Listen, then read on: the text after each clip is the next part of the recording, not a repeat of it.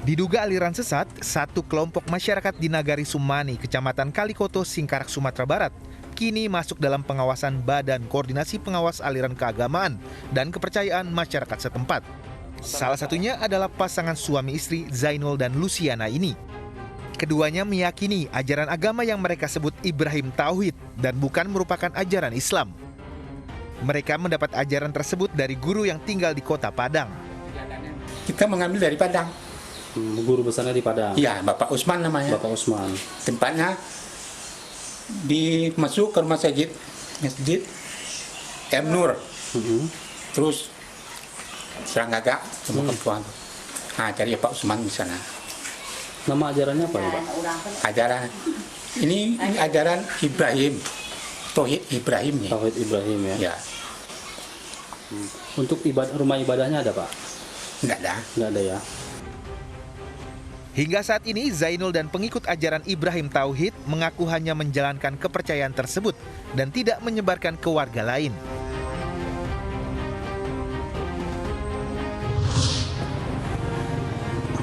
Terkait fenomena dalam ajaran kepercayaan Ibrahim Tauhid, Badan Koordinasi Pengawas Aliran Keagamaan dan Kepercayaan Masyarakat Bakor Pakem Solok telah membentuk tim khusus. Jika nantinya ajaran tersebut meresahkan dan mengganggu ketertiban masyarakat, maka ajaran tersebut akan dihentikan. Kita sudah merumuskan tindakan di sana. Kita upayakan dulu kemarin untuk melakukan upaya preventif. Artinya kita akan lakukan pembinaan dulu kepada kelompok pengajian tersebut supaya mereka kembali ke jalan yang sesuai dengan syariat. Gitu loh. Nah, makanya kita gandeng MUI. MUI lah yang kemarin nanti melakukan dialog dengan mereka. Karena kan pasti akan terjadi perdebatan di sana. Karena berbicara mengenai keyakinan kan, namanya orang yakin itu kan dia yakin benar gitu loh. Maka harus beradu dalil di sana. Yang punya dalil itu yang kuat itu adalah ahli kita. Nah itu nanti hasilnya, rekomendasinya seperti apa itu kita tunggu. Kalau memang mereka nanti mengikuti anjuran kita untuk menghentikan kegiatannya, untuk membubarkan organisasinya, itu selesai permasalahan kan. Gangguan ketertiban yang meresahkan masyarakat itu sudah tidak terjadi lagi. Tapi kalau mereka masih membandel juga melaksanakan itu, terus masyarakat terganggu, jelas kita akan melakukan tindakan persuasif.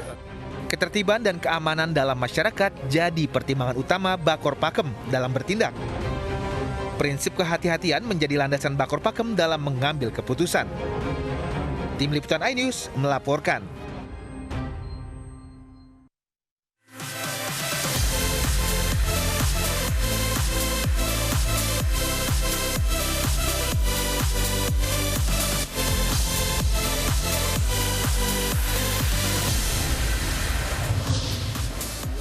PDI Perjuangan akhirnya resmi mengusung mantan penyanyi dangdut Nadia Rafiq dalam Pilkada Pekalongan. Berbagai cara ditempuh dalam menjual hewan kurban, salah satunya melalui SPG.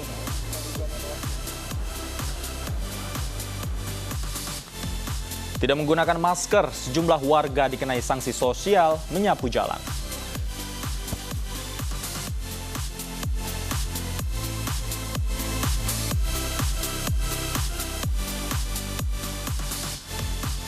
Halo, selamat sore pemirsa. Demikian tadi berita pilihan Anies sore yang akan menemani Anda selama 2 jam ke depan bersama saya, Anissa Dasuki. Dan saya, Davi Pratama. Kita awali iNews sore hari ini dengan informasi terkait truk pengangkut kayu yang hanyut terseret sungai, serta meski hari bebas kendaraan ditiadakan Pemprov DKI Jakarta, namun warga tetap memadati sejumlah kawasan protokol untuk berolahraga.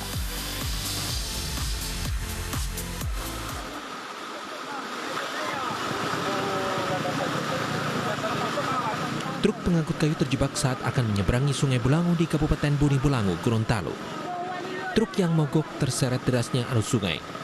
Warga yang berada di lokasi berusaha menahan truk agar tidak terseret arus sungai dengan menggunakan tali. Tali kemudian diikatkan warga ke pohon yang berada di pinggir sungai. Meski sempat terseret arus sungai, truk berhenti 50 meter dari posisi awal terguling. Sebelum terguling, truk awalnya mengangkut kayu dari Dusun 4 Desa Lomongo yang berada di seberang sungai. Saat melintas di sungai, tiba-tiba mesin truk mati. Tak berselang lama, debit air Sungai Bulangu semakin deras hingga menyeret truk. Tidak ada korban jiwa dalam peristiwa ini karena sopir truk sudah terlebih dahulu menyelamatkan diri. Dari Kabupaten Bone Bolango, Gorontalo, Zainal Ahmad, iNews melaporkan.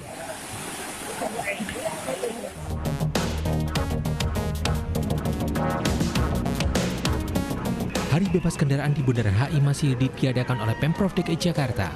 Namun warga tetap memadati kawasan ini untuk berolahraga baik jogging maupun bersepeda. Ramainya Bundaran HI membuat warga yang berolahraga di akhir pekan sulit menjaga jarak. Bahkan beberapa di antaranya bergerombol.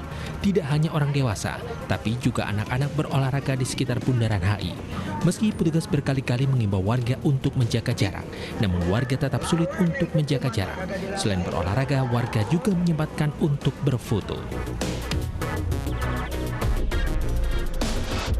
Selain di Bundaran HI, aktivitas olahraga juga dilakukan warga di Gelora Bung Karno, Jakarta. Warga datang untuk berolahraga sejak pagi hari menjelang siang. Pengelola GBK menerapkan protokol kesehatan dengan menyediakan tempat cuci tangan dan melakukan penyemprotan disinfektan secara berkala. Sementara peraturan lainnya yakni penerapan jam operasional. Ring Road Stadion Utama GBK dibuka sejak pukul 5 hingga 12 siang dan kembali dibuka pada sore hari, yakni pukul 4 hingga setengah 8 malam. Akses masuk ke dalam Ring Road Stadion Utama GBK juga dibatasi hanya satu pintu, yakni di pintu A saja, sementara pintu D, E, dan G difungsikan untuk pintu keluar. Kanal Banjir Timur juga kembali dirapelkan warga yang berolahraga di akhir pekan. Belum dibukanya pusat kebugaran menjadi salah satu faktor masyarakat memilih berolahraga di KBT. Pagi tadi KBT diramaikan warga yang bersepeda, bermain bulu tangkis, atau sekedar berjalan-jalan. Mayoritas masyarakat yang beraktivitas sudah menjalankan protokol kesehatan, yakni memakai masker dan menjaga jarak. Untuk penyebaran virus corona, di kawasan ini juga tersedia tempat cuci tangan portable dan petugas yang berpatroli untuk mencegah kerumunan massa. Tim Liputan iNews melaporkan.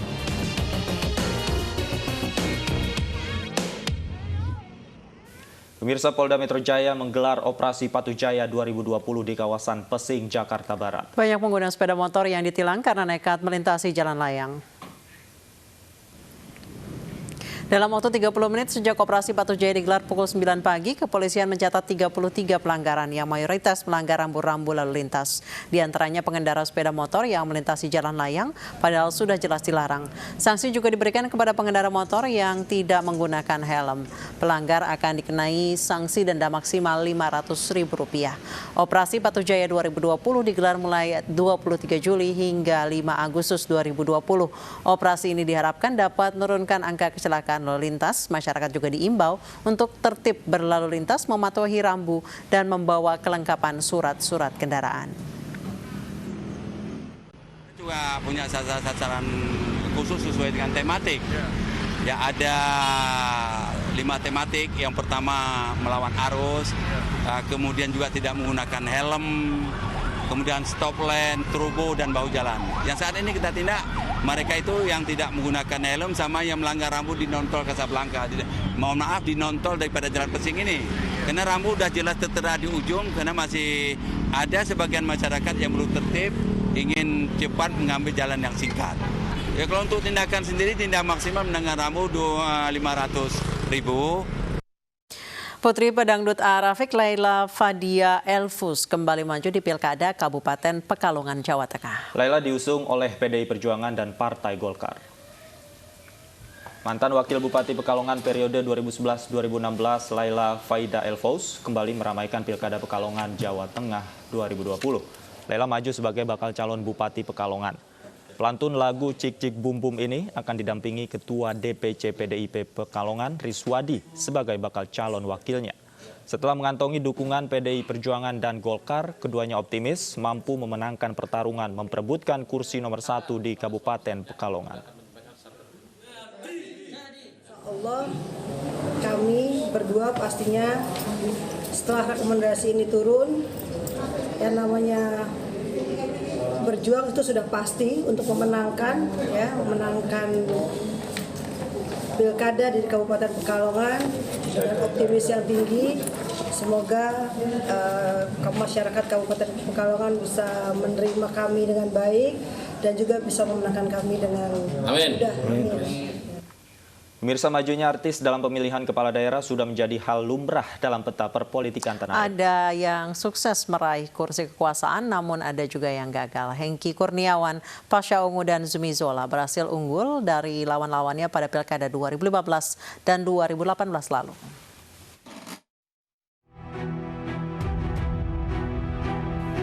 Hengky Kurniawan merupakan satu dari banyak selebritis yang naik panggung politik. Perjuangan Hengky menuju kursi kekuasaan tidak mudah. Artis sinetron ini beberapa kali masuk bursa pemilihan kepala daerah, di antaranya di Kabupaten Blitar, Kediri, dan Bekasi, namun gagal. Akhirnya pada Pilkada serentak 2018, Hengky Kurniawan memenangkan kursi Wakil Bupati Bandung Barat. Maju bersama AA Umbara Sutisna, pasangan ini didukung koalisi 5 partai. Hengky Kurniawan lahir di Blitar 21 Oktober 1982. Hijrah dari kampung halaman ke Jakarta tak terpikir bekerja di dunia hiburan. Saat itu, sarjana ilmu politik ini ingin berkarir di bidang yang sama dengan jurusan kuliahnya.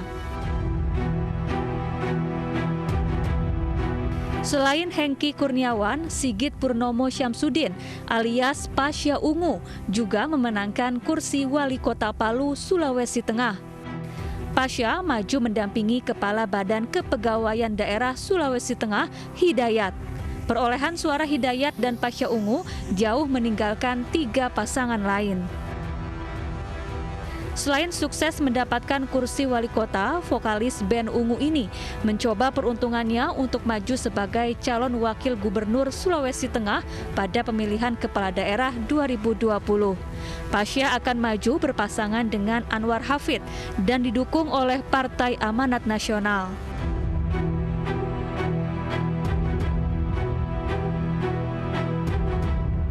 Zumi Zola menjadi artis yang terbilang sukses dalam Pilkada 2015. Zumi Zola berhasil menduduki kursi Gubernur Jambi setelah mundur dari jabatannya sebagai Bupati Tanjung Jabung Timur. Berpasangan dengan Fahrori Umar, mereka mampu mengungguli pasangan Hasan Basri Agus dan Edi Purwanto. Meski kini Zumi Zola harus mendekam di penjara karena terlibat suap RAPBD dan gratifikasi, namun ibu tiri Zumi Zola, Ratu Munawaroh, akan maju pada Pilkada 2020 sebagai calon wakil gubernur Jambi. Tim Liputan iNews melaporkan. Pengenalan Gibran Raka Buming Raka dan Teguh Prakosa sebagai bakal calon di Pilkada Surakarta 2020 dalam musyawarah ranting PDI Perjuangan ditunda. Penundaan karena Wakil Wali Kota Surakarta Ahmad Purnomo yang juga kader PDI Perjuangan positif COVID-19.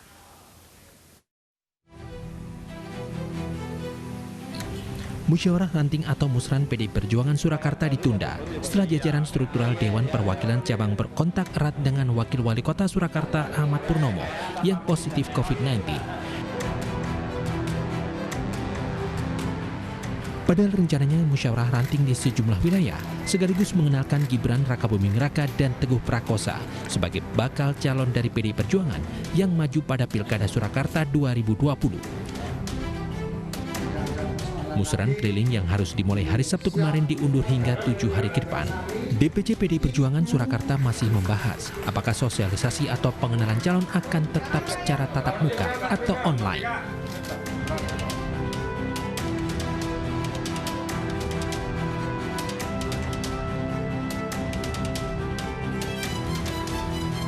Sebelumnya agenda politik pengenalan Gibran dan Teguh dijadwalkan pada 25 hingga 29 Juli 2020, sekaligus mengikuti musyawarah ranting di 5 kecamatan kota Sulu. Tim Liputan iNews melaporkan.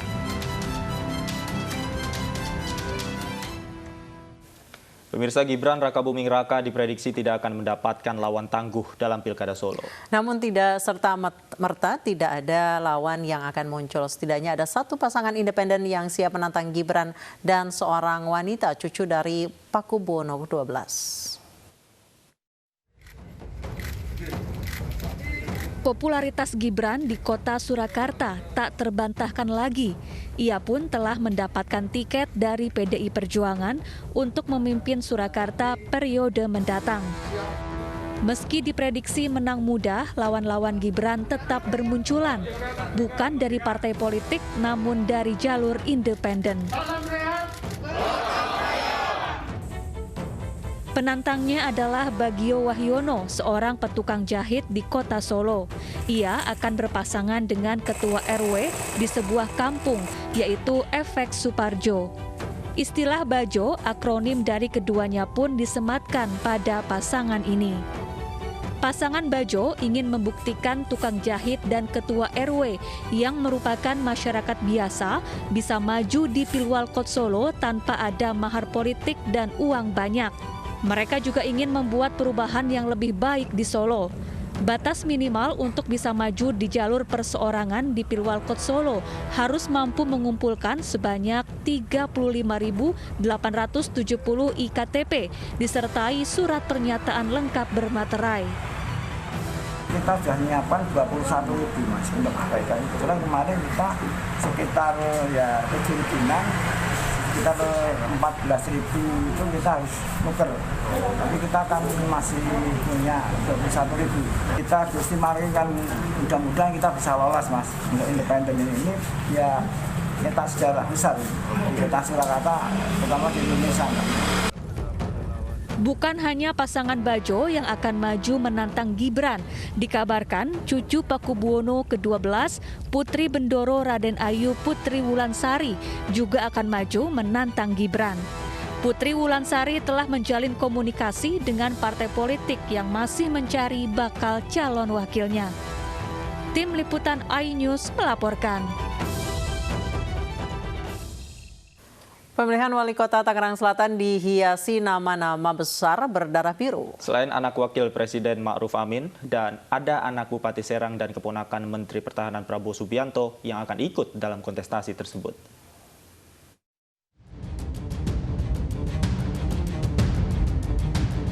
Nama Siti Nur Aziza dan Ruhama Ben menjadi salah satu pasangan bakal calon wali kota dan wakil wali kota yang akan bertarung dalam Pilkada Tangsel 2020 mendatang. Siti Nur Aziza adalah anak dari Wakil Presiden Ma'ruf Amin. Nur Aziza dan Ruhama Ben diusung Partai Demokrat dan PKS. Saya ini kan putri Banten, ayah ibu saya orang Tangerang, asli. Ya, dan Tangerang Selatan ini kan juga pemekaran dari Tangerang. Dan belakangan paradigma saya tentang mengabdi tentu juga seiring perjalanan hidup saya ya berubah. Ya, apalagi 2 tahun belakangan saya menangani konflik sosial keagamaan yang memang bertentuan dengan kemajemukan dan keragaman yang ada di masyarakat. Nah, ini juga yang salah satu yang mendorong saya untuk kemudian ingin mengabdi lebih dekat dengan masyarakat. Saya melihat bicara tentang Kota Tangerang Selatan, sebetulnya tata kelola pemerintahannya ini kan sudah birokrasi. Ya, tetapi mekanismenya yang mekanisme politik, ya, nah itu yang kemudian harus saya lewati ya untuk bisa lebih mengabdi lebih dekat dengan masyarakat. Tentu saya harus mengikuti mekanisme itu. Sebelum disebut-sebut akan bersanding dengan Ruhama Ben, Nur Aziza sempat merayu artis Raffi Ahmad untuk maju di Pilkada Tangerang Selatan saat bertandang ke rumah Raffi.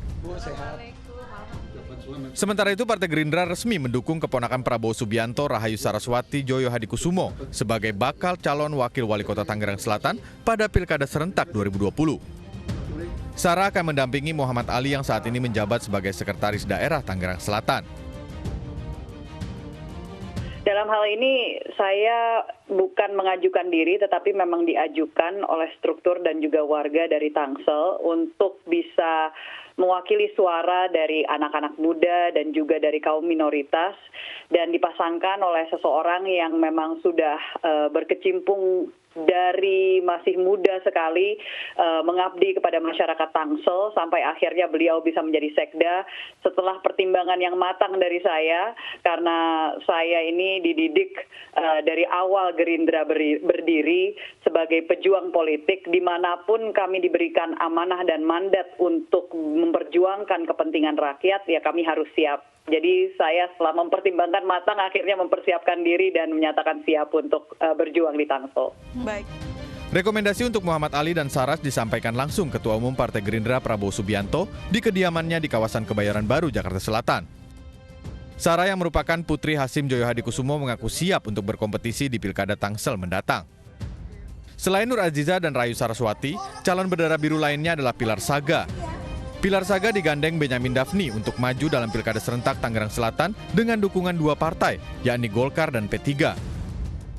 Pilar Saga adalah anak dari Bupati Serang Ratu Tatu Hasanah yang masih masuk dalam terah keluarga besar Ratu Atut Khosia, mantan Gubernur Banten. Tim Liputan iNews melaporkan. Mendukung gerakan hidup sehat di tengah pandemi, MPR RI menggelar acara Goes bersama. Acara tersebut diikuti ratusan peserta dari berbagai komunitas sepeda. Bangsa ya, orang-orang penting sudah ada. Semangatnya luar biasa. Tak kurang dari 150 peserta yang terdaftar dalam acara Fun Back to Nation pagi tadi berkumpul di depan gedung MPR Jakarta. Peserta Goes terdiri dari berbagai komunitas pecinta sepeda. Kolaborasi MPR RI bersama Garda Bangsa ini dihadiri oleh jajaran Wakil Ketua MPR RI, Wakil Ketua DPR RI, serta Menteri Ketenagakerjaan Ida Fauzia. Rute Goes dimulai dari gedung MPR hingga Bundaran HI. Hari ini kan masyarakat kita takut, khawatir dengan pandemi. Makanya kita adakan Goes ini untuk agar semangat optimisme itu tetap ada. Meskipun memang harus pandemi, kita lakukan semua dengan protokol COVID. Karena apa? Karena kalau kita tidak punya optimisme, ini kuartal ekonomi 3 ke depan ini juga bermasalah. Utamanya buat anak-anak muda. Tidak boleh kehilangan kreativitas di tengah pandemi ini, termasuk juga menjaga kesehatan. Salah satunya lewat Goes. Ini juga ada acara bantuan-bantuan untuk para seniman, untuk teman-teman yang memang membutuhkan. Nah, sebenarnya pesannya itu bahwa ini menjadi sebuah campaign dari Garda Bangsa tentang campaign kesehatan. Ya kan memang sekarang orang lagi happening banget yang namanya pakai sepeda. Tapi nanti kita akan ada konten-konten bagaimana sih sebenarnya bersepeda yang benar, heart rate-nya harus dijaga seperti apa, istirahatnya dan lain sebagainya. Jadi kita akan campaign gitu dan selanjutnya kita akan adakan juga ke beberapa provinsi ke depan. Gitu. Pertimbangannya apa? Protokol kesehatan tetap diterapkan dalam kegiatan ini. Penyelenggara dan peserta yang bergabung wajib mengenakan masker atau face shield. Kegiatan ini merupakan bagian dari kampanye hidup sehat di tengah pandemi COVID-19 yang digalakkan oleh MPR RI. Tidak hanya di Jakarta, kegiatan ini direncanakan juga akan digelar di beberapa kota lainnya. Dari Jakarta, Rina Anggraini, Muhammad Hoirudin, iNews melaporkan. Sepeda tadi udah habis ya.